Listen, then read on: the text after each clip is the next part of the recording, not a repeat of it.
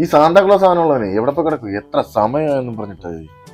അതാ പറഞ്ഞ, ഞാൻ അന്നേരം പറഞ്ഞില്ലേ ഞാൻ ആ സാന്താക്ലോസ് കേട്ടില്ലല്ലോ. ഓ അത് വേണ്ട.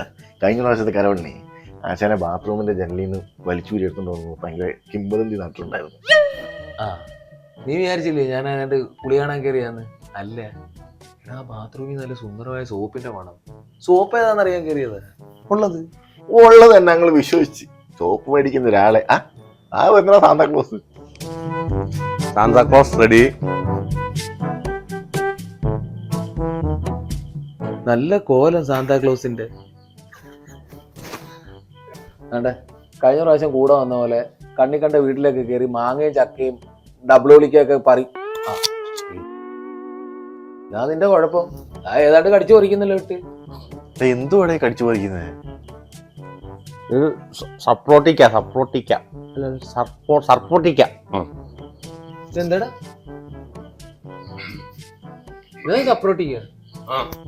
എടാ ഇത് മരോട്ടിക്കാടാ, പഴയത് തിന്നാ ഇപ്പം മറിഞ്ഞു പിടിച്ച് ആവും.